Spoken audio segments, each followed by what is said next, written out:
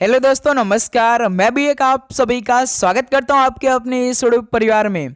तो आप सब कैसे हैं? उम्मीद करता हूं आप सब अच्छे होंगे, स्वस्थ होंगे और आप अपनी एसएससी एमटीएस हवलदार एग्जाम 2025 के लिए बहुत अच्छी तरीके से तैयारी कर होंगे। तो साथ ही वो पल, वो समय आप सभी के बीच आ चुका है। तो आप अपनी तैयारी को परख लीजिए, क्योंकि साथ ही समय आ चुका है एसएससी एमटीएस और हवलदार एग्जाम के लिए रण का आगाज करने के लिए। तो साथ ही आप जानते हैं कि एसएससी एमटीएस और हवलदार में केवल 2 ही सब्जेक्ट हमें पढ़ना है और कल के बाद से आप सभी का अगस्त महीना स्टार्ट हो जाएगा। अगस्त का 30 दिन और साथ ही सितंबर का 15 दिन, यानी आप सभी के बीच केवल 45 दिन का समय है। क्यों ना साथ ही इन्हीं 45 दिन में हम लोग सिलेक्शन ले लें। एसएससी एमटीएस और हवलदार में केवल 2 ही सब्जेक्ट पढ़कर जीके साथ ही 25 क्वेश्चन आएगा और इंग्लिश 25 क्वेश्चन आएगा और इन्हीं से आप सभी का मेरिट लिस्ट बन जाएगा। क्यों साथी? तो क्या आप रेडी हैं? तो लीजिए साथी, 2024 का 30 सितंबर का तीनों शिफ्टों का क्वेश्चन पेपर आप सभी के बीच आ चुका है। 2024 में साथी आप जानते होंगे तो 69 शिफ्ट में पेपर कंप्लीट हुए थे, जो कि साथी केवल 23 दिन पेपर चला था। केवल 23 दिन पेपर चला था और इन 23 दिन पेपर कराने के लिए एसएससी ने पूरे 1.5 महीने पेपर कराया था। तो समझ सकते हैं साथी। और इस बार तो भाई लगभग 60 लाख फॉर्म अप्लाई हुआ है। 2024 में तो केवल 55 लाख फॉर्म अप्लाई हुआ था, जो कि 1.5 महीने तक पेपर चला था और उन 1.5 महीनों में केवल 23 दिन पेपर चला था। इस बार तो लगता है भाई 2 महीने आपका पेपर चलने वाला है। तो क्या आप साथी रेडी हैं ओरिजिनल क्वेश्चन को डिस्कस करने के लिए? क्या आप सभी साथी 55 क्वेश्चन में से 35 क्वेश्चन ठीक कर सकते हैं? आप सभी लगातार 2 महीने से तैयारी कर रहे हैं, क्या आप ओरिजिनल 35 क्वेश्चन ठीक कर सकते हैं?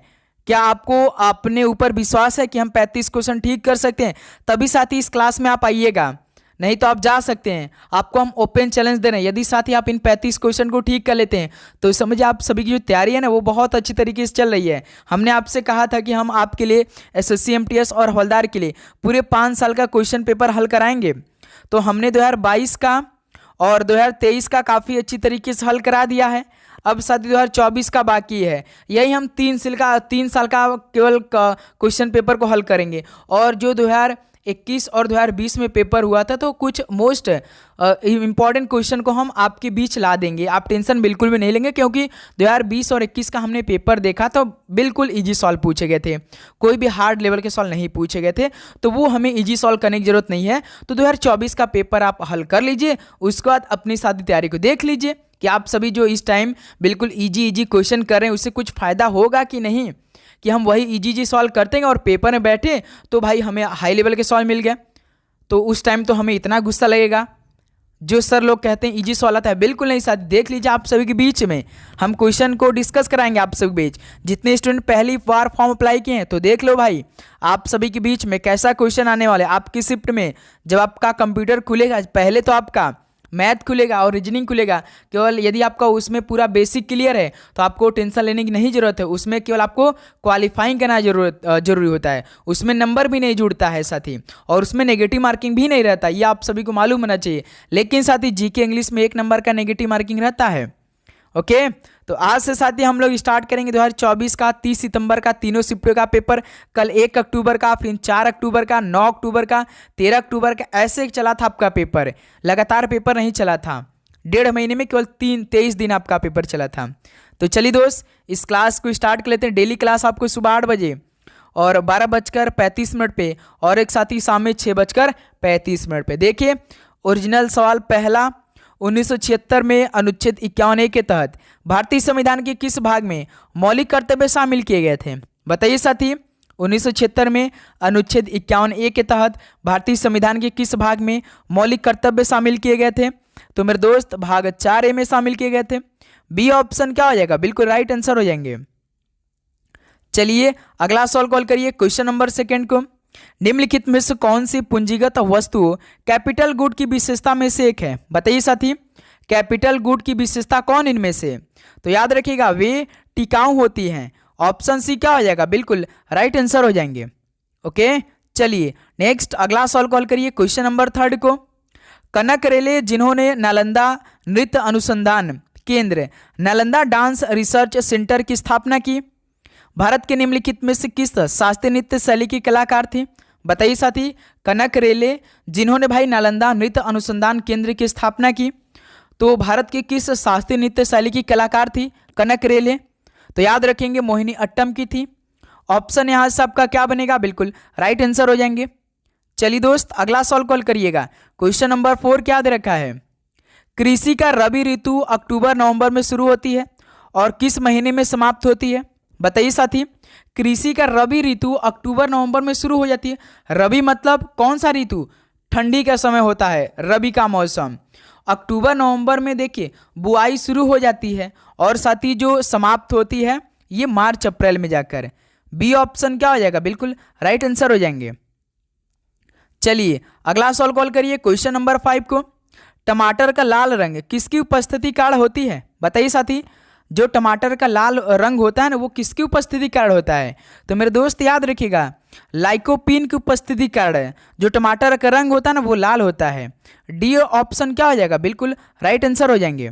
ओके चलिए नेक्स्ट अगला सवाल कॉल करिए। क्वेश्चन नंबर 6 को, संजना बथुला किस खेल से जुड़ी हुई हैं? बताइए साथी। संजना बथुला किस खेल से जुड़ी हैं? तो याद रखेंगे आप लोग रोलर स्केटिंग से हैं। ऑप्शन यहाँ से क्या हो जाएगा आपका? बिल्कुल राइट आंसर हो जाएंगे। ओके चलिए नेक्स्ट अगला सवाल कॉल करिए। क्वेश्चन नंबर 7 को, मौर्य वंश का संस्थापक कौन था? बताइए मौर्य वंश का संस्थापक कौन था? तो याद रखेंगे साथी चंद्रगुप्त मौर्य थे। ऑप्शन सी क्या हो जाएगा? बिल्कुल राइट आंसर हो जाएंगे। चलिए अगला सवाल कॉल करिए। क्वेश्चन नंबर 8 को, मध्यकालीन भारत वास्तुकला शैली के संदर्भ में पच्चीकारी पित्रा दरुआ डूरा क्या है? देखिए साथी ऐसे से तो शब्द आते थे पेपर में। मध्यकालीन भारत वास्तुकला शैली के संदर्भ में पच्चीकारी क्या है? तो भाई याद रखिएगा दीवारों को उपरत्नों से बने हुए पुष्प डिजाइनों से सजाना पच्चीकारी है। तो यहाँ से डी ऑप्शन क्या हो जाएगा? बिल्कुल राइट आंसर हो जाएंगे। ओके चलिए नेक्स्ट अगला सवाल कॉल करिए। क्वेश्चन नंबर 9 को, भारत के किस हिस्से में ठंडी पर्वतीय जलवायु पाई जाती है? बताइए साथी भारत के किस हिस्से में ठंडी पर्वतीय जलवायु पाई जाती हैं? तो मेरे दोस्त याद रखिएगा उत्तरी साइड में। ऑप्शन सी क्या हो जाएगा? बिल्कुल राइट आंसर हो जाएंगे।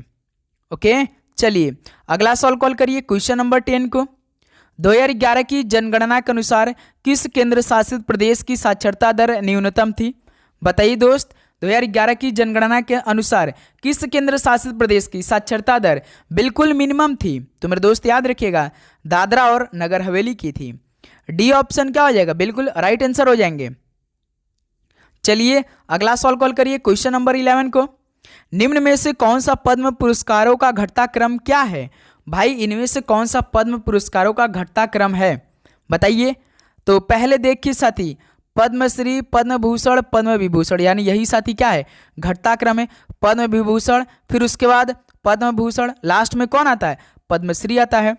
तो यही क्या हो जाएगा? डी ऑप्शन आप सभी का बिल्कुल राइट आंसर हो जाएंगे। चलिए दोस्त नेक्स्ट अगला सवाल कॉल करिए। क्वेश्चन नंबर 12 को, निम्नलिखित में से किस राजवंश ने 14वीं शताब्दी में विजयनगर साम्राज्य की स्थापना की थी? बताइए साथी किस राजवंश ने 14वीं शताब्दी में विजयनगर साम्राज्य की स्थापना की थी? तो मेरे दोस्त याद रखिएगा संगम राजवंश ने। डी ऑप्शन क्या हो जाएगा? बिल्कुल राइट आंसर हो जाएंगे। तो साथी उम्मीद करूंगा आपको हर एक क्वेश्चन काफ़ी अच्छी तरीके से समझ में आ रहे होंगे। तो साथी अभी तक आप लोगों ने नोटिफिकेशन नहीं ऑन किया है एसएससी एमटीएस और हवलदार के लिए और खासकर 2025 के लिए, तो भाई आप जरूर नोटिफिकेशन को ऑन कर दी, क्योंकि हम आपके लिए ओपन चैलेंज दे रहे हैं कि यदि आप तीनों क्लास ले लेते हैं जो हम आपको डेली कराने वाले हैं 1 महीने 20 दिन, तो भाई आप समझिए कि एक भी सिंगल क्वेश्चन आपकी शिफ्ट से बाहर नहीं जाने देंगे। ये मेरा आपसे वादा है। आज 30 जुलाई है, इस 30 जुलाई को याद कर लीजिए। आप पेपर देने जाएंगे ना तब ये मेरी बात आपको याद होगी। काश बिल्कुल हमने बात मान लिया होता, हमने काश डेली क्लास कर लिया होता, तो एक भी क्वेश्चन बाहर नहीं जाने देंगे। चाहे साथी आप इंग्लिश की बात करेंगे चाहे जीके की बात करेंगे। मैथ रीजनिंग तो भाई आपका बेसिक क्लियर है तो आप आराम से चले जाएंगे, उसको भी हम कराएंगे बीच बीच में। ओके देखिए सोडियम बाइकार्बोनेट का रासायनिक सूत्र क्या है? बताइए सोडियम बाइकार्बोनेट का रासायनिक सूत्र क्या है? तो भाई NaHCO3 होता है। ऑप्शन सी क्या हो जाएगा? बिल्कुल राइट आंसर हो जाएंगे। चलिए अगला सवाल कॉल करिए। क्वेश्चन नंबर 14 को, हल्दी में निम्नलिखित में से कौन सा रासायनिक यौगिक मौजूद होता है? बताइए हल्दी में कौन सा रासायनिक यौगिक मौजूद होता है? तो याद रखिए करक्यूमिन होता है। ऑप्शन सी क्या हो जाएगा? बिल्कुल राइट आंसर हो जाएंगे। चलिए नेक्स्ट अगला सवाल कॉल करिए क्वेश्चन नंबर 15 को। निम्नलिखित में से किस अधिनियम से भारत में प्रांतीय प्रशासन में द्वैध शासन प्रणाली की शुरुआत हुई? बताइए किस अधिनियम से भारत में प्रांतीय प्रशासन में द्वैध शासन प्रणाली की शुरुआत हुई? तो साथ ही याद रखिएगा 1919 का भारत सरकार अधिनियम से। ऑप्शन यहां से क्या हो जाएगा? बिल्कुल राइट आंसर हो जाएंगे। चलिए दोस्त अगला सवाल कॉल करिए क्वेश्चन नंबर 16 को। भारत के साथ कितने देश अपनी भूमि सीमाएं साझा करते हैं? तो साथ ही भारत के साथ कितने देश अपनी भूमि सीमाएं साझा करते हैं? बताइए। तो 7 देश करते हैं। बी ऑप्शन क्या हो जाएगा? बिल्कुल राइट आंसर हो जाएंगे। चलिए दोस्त अगला सवाल कॉल करिए क्वेश्चन नंबर 17 को। लोसर किस राज्य या केंद्र शासित प्रदेश में नववर्ष की शुरुआत के प्रतीक रूप में मनाया जाता है? लोसर त्यौहार काफी फेमस है, जो कि साथ ही नववर्ष की शुरुआत में यह किस प्रदेश की प्रतीक रूप में मनाया जाता है? तो साथ ही याद रखिएगा लद्दाख में मनाया जाता है। ऑप्शन यहाँ से क्या हो जाएगा? बिल्कुल राइट आंसर हो जाएंगे। चलिए अगला सवाल कॉल करिए क्वेश्चन नंबर 18 को। इंदौर घराने की स्थापना निम्नलिखित में से किसने की थी? आप घराना से सवाल पढ़ते होंगे, बताइए तो इंदौर घराने की स्थापना किसने की थी? तो भाई याद रखिएगा उस्ताद आमिर खान ने की थी। ऑप्शन भी क्या हो जाएगा? बिल्कुल राइट आंसर हो जाएंगे। और हम आपके साथ ही जो दोपहर 12:35 पे क्लास आएगी ना, वो चैप्टर वाइज ही आज से स्टार्ट करने वाले हैं। तो क्या आप साथी रेडी हैं? एक बार यस करके कमेंट में जरूर हमें बता दीजिए कि आप सभी को दोपहर 12:35 पे टॉपिक वाइज क्लास चाहिएगा। एक बार कमेंट करके अपना फीडबैक हमें जरूर दे दीजिएगा। ओके दोस्त, चलिए अगला सवाल कॉल करिए क्वेश्चन नंबर 19 को। पंजाब में किस तारीख को विधान परिषद यानी लेजिस्लेटिव काउंसिल को भंग एबोलिश कर दिया था? बताइए दोस्त पंजाब ने किस तारीख को विधान परिषद को भंग कर दिया था? बताइए। तो 1 जनवरी 1970 को। बी ऑप्शन बिल्कुल राइट आंसर हो जाएंगे। ओके चलिए अगला सवाल कॉल करिए क्वेश्चन नंबर 20 को। निम्नलिखित में से कौन सी पुस्तक दादा भाई नौरोजी द्वारा लिखी गई है? बताइए साथी इनमें से ऐसी कौन सी पुस्तक है जो दादा भाई नौरोजी द्वारा लिखी गई है? तो केवल हमें तो एक ही दिखाई दे रही है, poverty and un British rule in India, जो कि साथी ये पुस्तक दादा भाई नौरोजी द्वारा लिखी गई है। ऑप्शन सी क्या हो जाएगा? बिल्कुल राइट आंसर हो जाएंगे। चलिए दोस्त अगला सवाल कॉल करिए क्वेश्चन नंबर 21 को। के.एम. मुंशी का ऐतिहासिक उपन्यास द ग्लोरी ऑफ पाटन मूल रूप से किस भारतीय भाषा में लिखा गया था? बताइए। के.एम. मुंशी का ऐतिहासिक उपन्यास द ग्लोरी ऑफ पाटन मूल रूप से किस भारतीय भाषा में लिखा गया था? तो मेरे दोस्त याद रखिएगा गुजराती भाषा में लिखा गया था। ऑप्शन से बिल्कुल राइट आंसर हो जाएंगे। ओके चलिए अगला सवाल कॉल करिए क्वेश्चन नंबर 22 को। निम्नलिखित क्रांतिकारियों में से कौन जिन्हें भारत की ब्रिटिश सरकार द्वारा लाहौर षड्यंत्र मामले में गिरफ्तार किया गया था, जेल में 63 दिनों की भूख हड़ताल में शहीद हो गए थे? बताइए साथी वो कौन थे भाई? ये तो साल आपने कई बार पढ़ा होगा, ये आपके पेपर में आया था 30 सितंबर के सेकंड शिफ्ट का एक क्वेश्चन है। बताइए इन क्रांतिकारियों में से कौन जिन्हें भारत की ब्रिटिश सरकार द्वारा लाहौर षड्यंत्र मामले में गिरफ्तार कर लिया गया था और जेल में इन्होंने 63 दिन तक भूख हड़ताल रखा था और लास्ट में जाकर इनकी डेथ हो गई थी? वो कौन थे भाई? जो जतीन्द्र नाथ दास थे। ऑप्शन सी बिल्कुल राइट आंसर हो जाएंगे। ओके चलिए अगला सवाल कॉल करिए क्वेश्चन नंबर 23 को। 2001 में पेश किए गए कार्यक्रम का उद्देश्य ग्रामीण क्षेत्रों में आवास, पेयजल, प्राथमिक शिक्षा और बुनियादी स्वास्थ्य सेवा प्रदान करना है। बताइए दोस्त किस योजना में ऐसा करना है? 2001 में पेश किए गए कार्यक्रम का उद्देश्य वो कौन सा कार्यक्रम था यानी कौन सा योजना था जिसका उद्देश्य था ग्रामीण क्षेत्रों में आवास, पेयजल, प्राथमिक शिक्षा और बुनियादी स्वास्थ्य सेवा प्रदान करना? तो मेरे दोस्त याद रखिएगा प्रधानमंत्री ग्रामोदय योजना था। बी ऑप्शन क्या हो जाएगा? बिल्कुल राइट आंसर हो जाएंगे। ओके चलिए अगला सवाल कॉल करिए क्वेश्चन नंबर 24 को। राजा हर्षवर्धन के दरबारी कवि कौन थे? बताइए साथी राजा हर्षवर्धन के दरबारी कवि कौन थे? तो बाणभट्ट थे। ऑप्शन यहाँ से क्या हो जाएगा आप सभी का? बिल्कुल राइट आंसर हो जाएंगे। चलिए दोस्त अगला सवाल कॉल करिए क्वेश्चन नंबर 25 को। निम्नलिखित में से कौन सा नृत्य पारंपरिक रूप से 3 पड़ोसी राज्यों झारखंड, उड़ीसा और पश्चिम बंगाल के पुरुषों द्वारा किया जाता है? बताइए साथी कौन सा नृत्य पारंपरिक रूप से 3 पड़ोसी राज्य झारखंड, उड़ीसा और पश्चिम बंगाल के पुरुषों द्वारा किया जाता है? उड़ीसी तो भाई केवल उड़ीसी में क्या आता है? छौ ये हो सकता है क्योंकि सत्रिया असम में है और कुचिपुड़ी तो साथी आंध्र प्रदेश में। केवल छऊ हमें दिखाई दे रही। ये 3 राज्य में होता है, एक झारखंड में होता है, एक उड़ीसा में होता है, एक और साथी पश्चिम बंगाल में। यानी इस सवाल का बी ऑप्शन छऊ बिल्कुल राइट आंसर हो जाएंगे। ओके, चलिए अगला सवाल कॉल करिए क्वेश्चन नंबर 26 को। आत्मकथा विंग्स ऑफ फायर ये किस प्रसिद्ध भारतीय शख्सियत का जीवन वृत्तांत है? बताइए साथी, जो आत्मकथा विंग्स ऑफ फायर है ये किसकी आत्मकथा है? बताइए। तो मेरे दोस्त याद रखिएगा डॉक्टर APJ अब्दुल कलाम की है। ऑप्शन सी क्या हो जाएगा? बिल्कुल राइट आंसर हो जाएंगे। चलिए अगला सवाल कॉल करिए क्वेश्चन नंबर 27 को। निम्नलिखित में से कौन सा विकल्प भारतीय संविधान की प्रकृति का सही वर्णन करता है? बताइए दोस्त, तो इनमें से कौन सा ऐसा ऑप्शन है जो कि भारतीय संविधान की प्रकृति का सही वर्णन करता है? देखिए लचीला तो बिल्कुल भी नहीं है भाई, न तो कठोर है न ही लचीला है, यानी यही आपका बी ऑप्शन बिल्कुल राइट आंसर हो जाएंगे। ओके, चलिए अगला सवाल कॉल करिए क्वेश्चन नंबर 28 को।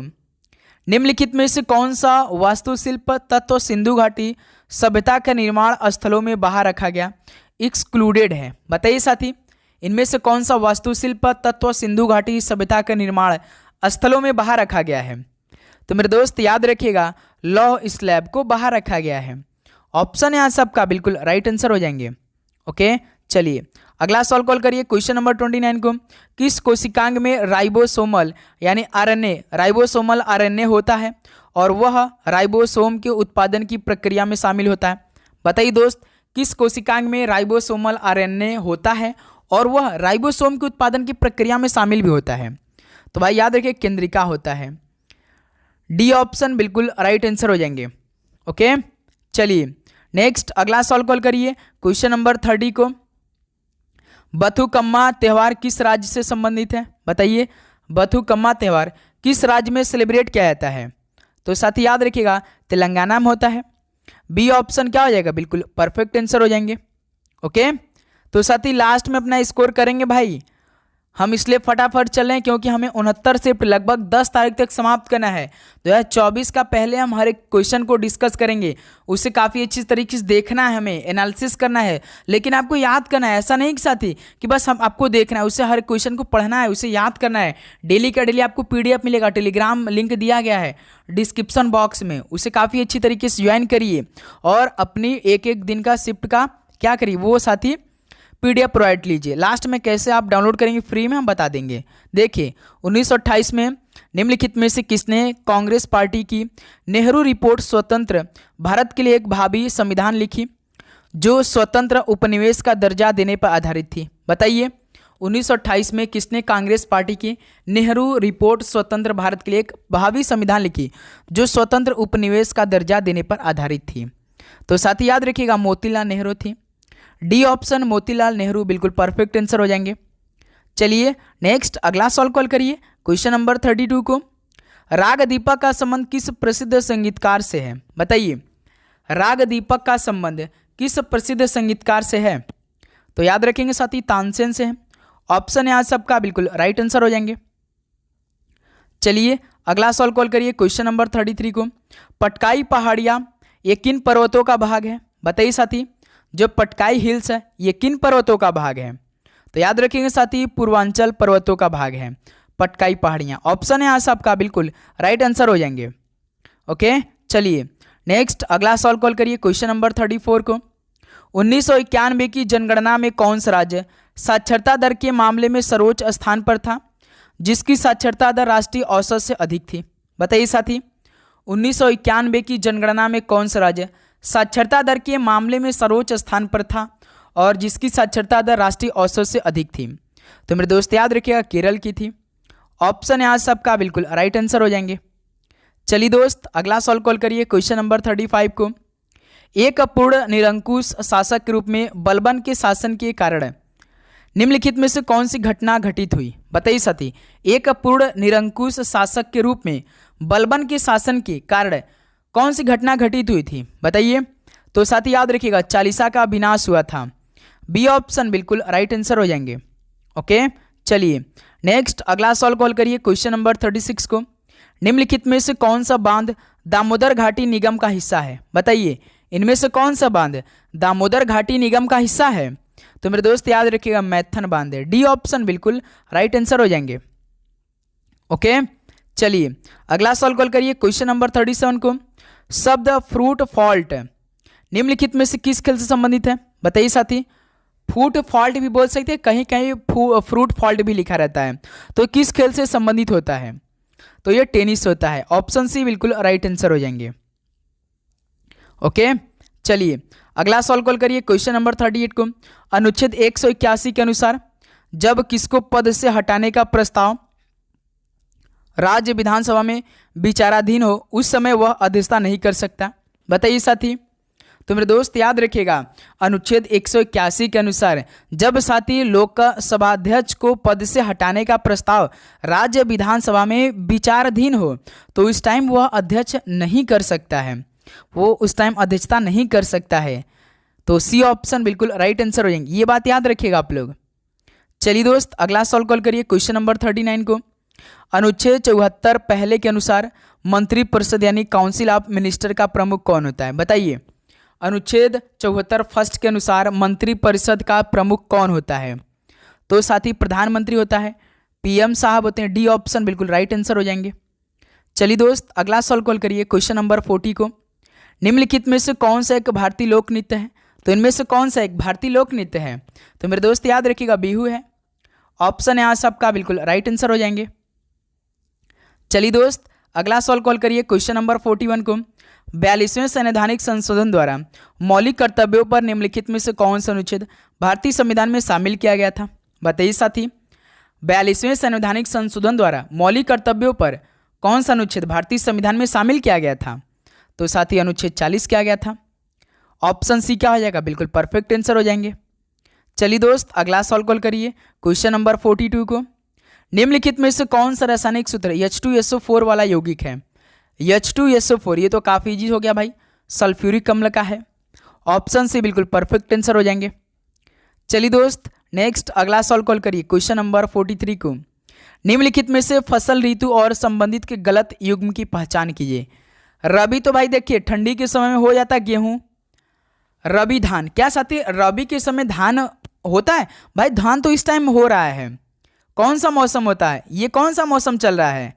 वर्षा ऋतु चलता है कि नहीं? वर्षा ऋतु चल रहा है। वर्षा ऋतु को क्या बोलते हैं? खरीफ का समय साथी। इस टाइम कौन सा समय चला है? खरीफ का ऋतु चल रही है। जो कि आप लोग धान कर रहे हैं ना इसमें भाई, तो धान तो भाई आपका खरीफ का मौसम होता है, न कि साथी ठंडी के समय होता है। तो यही क्या है? गलत है। बी ऑप्शन बिल्कुल राइट आंसर हो जाएंगे।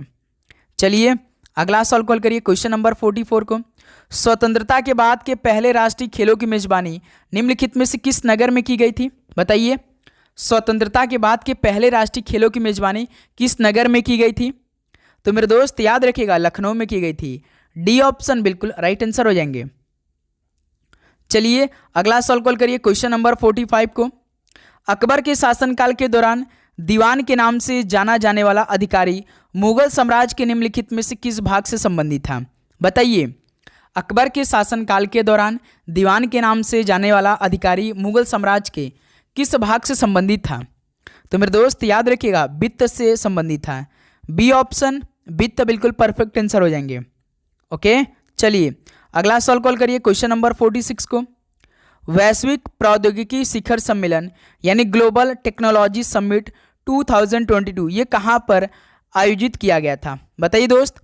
वैश्विक प्रौद्योगिकी शिखर सम्मेलन 2022 ये कहाँ पर आयोजित किया गया था? तो मेरे दोस्त याद रखिएगा ये भारत की राजधानी नई दिल्ली में किया गया था। ऑप्शन यहाँ से आपका बिल्कुल राइट आंसर हो जाएंगे। ओके, चलिए अगला सवाल कॉल करिए क्वेश्चन नंबर 47 को। आर मुथु कन्नमल जिन्हें 2022 में पद्मश्री से सम्मानित किया गया था, ये एक कैसे नर्तकी हैं? ये मोस्ट इंपॉर्टेंट सवाल है एमटीएस के एग्जाम के लिए। तो आर मुथु कन्नमल जिन्हें 2022 में पद्मश्री से सम्मानित किया गया था, ये कैसे नर्तकी थे भाई? बताइए। तो याद रखेंगे मेरे दोस्त ये सादीर नर्तकी हैं। ऑप्शन सी बिल्कुल राइट आंसर हो जाएंगे। चलिए अगला सवाल कॉल करिए क्वेश्चन नंबर 48 को। ज्योतिबा फूले किस राज्य से संबंधित थे? बताइए। ज्योतिबा फूले किस राज्य से संबंधित थी? तो मेरे दोस्त याद रखिएगा महाराष्ट्र थे। ऑप्शन डी महाराष्ट्र बिल्कुल परफेक्ट आंसर हो जाएंगे। ज्योतिबा फुले किस राज्य से संबंधित थे? तो भाई महाराष्ट्र से संबंधित थे। डी ऑप्शन बिल्कुल राइट आंसर हो जाएंगे। चलिए दोस्त अगला सॉल्व कॉल करिए। क्वेश्चन नंबर 49, प्रसिद्ध हिंदी उपन्यास मैला आंचल किसके द्वारा लिखा गया है? बताइए, जो प्रसिद्ध उपन्यास मैला आंचल है ये किसके द्वारा लिखा गया है? तो मेरे दोस्त याद रखिएगा, फणीश्वर नाथ रेणु के द्वारा लिखा गया है। बी ऑप्शन बिल्कुल परफेक्ट आंसर हो जाएंगे। चलिए दोस्त अगला सॉल्व कॉल करिए। क्वेश्चन नंबर 50 को, निम्नलिखित में से कौन सा पूंजीगत प्राप्तियों का एक भाग नहीं है? बताइए दोस्त, इनमें से कौन सा पूंजीगत प्राप्तियों का एक भाग नहीं है? तो मेरे दोस्त याद रखिए, कर राजस्व नहीं है। ऑप्शन सी बिल्कुल परफेक्ट आंसर हो जाएंगे।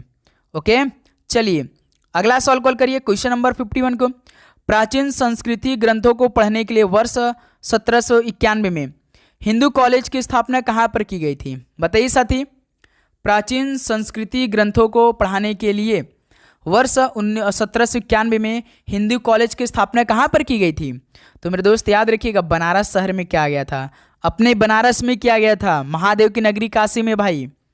ओके, चलिए अगला सवाल कॉल करिए। क्वेश्चन नंबर 52 को, निम्नलिखित में से कौन सा राष्ट्रीय उद्यान मध्य प्रदेश में स्थित है? बताइए साथी, कौन सा राष्ट्रीय उद्यान मध्य प्रदेश में स्थित है? पेरियार, नंदा देवी, बांधवगढ़। तो यही हमें तो दिखाई दे रहा है भाई, बांधवगढ़, जो कि ये उद्यान मध्य प्रदेश में स्थित है। ऑप्शन से बिल्कुल राइट आंसर हो जाएंगे। चलिए क्वेश्चन नंबर 53 कॉल करिए। किसमें गणेश रथ बेहतरीन अखंड यानी मोनोलिथिक मंदिरों में से एक है? बताइए साथी, कहाँ पर गणेश रथ बेहतरीन अखंड मंदिरों में से एक है? तो मेरे दोस्त याद रखिएगा, महाबलीपुरम में। डी ऑप्शन बिल्कुल राइट आंसर हो जाएंगे।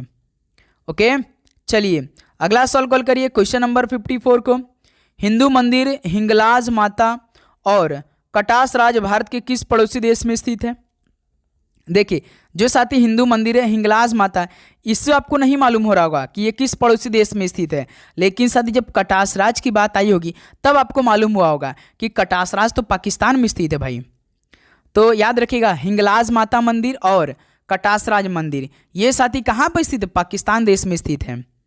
ओके, चलिए दोस्त, तो लास्ट क्वेश्चन हल करिए। क्वेश्चन नंबर 55 को, प्रकाश वर्ष के संदर्भ में सूर्य और पृथ्वी के बीच औसत अंतराल 8.311 मिनट है। तो यहाँ मिनट किसको इंगित करता है? बताइए साथी, प्रकाश वर्ष के संदर्भ में सूर्य और पृथ्वी के बीच औसत अंतराल केवल 8.311 मिनट है। तो यहाँ पर मिनट किसको इंगित करता है? तो साथी प्रकाश किस में मापा जाता है? प्रकाश वर्ष को। तो दूरी में। ऑप्शन यहाँ से बिल्कुल राइट आंसर हो जाएंगे। तो साथी फाइनली 55 क्वेश्चन कंप्लीट हो चुके हैं। अब बताइए साथी, आप सभी का इन 55 क्वेश्चन में से कितना स्कोर रहा?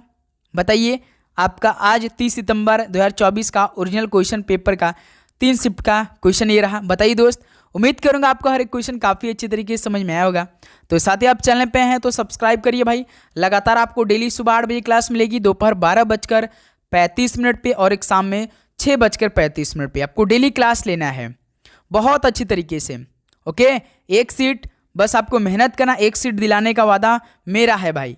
मेरा अधिकार बनता है कि हम आपको दिलाएंगे, मेरा फर्ज बनता है। बस आपको डेली मेहनत करना, जो हम जैसे कहेंगे वैसे क्लास लेनी है। ओके, तो बस आपको चैनल पे नए हैं तो सब्सक्राइब भी कर लेना है, नोटिफिकेशन को भी ऑन कर लेना है। जब भी क्लास आएगी तो सबसे पहले आप सभी के पास नोटिफिकेशन जाएगी। ओके, तो चलिए दोस्त, इस क्लास को यहीं पर समाप्त करते हैं। कोई भी आपके मन में क्वेश्चन है, डाउट है तो कमेंट बॉक्स में छोड़ दीजिए, हम साथ ही उसका रिप्लाई कर देंगे आपको। ओके, तो मिलते हैं साथ ही दोपहर 12:35 पे एक और क्लास के साथ। सभी को जय हिंद, जय भारत, पढ़ाई करते रहिए। ऑल द वेरी बेस्ट, धन्यवाद।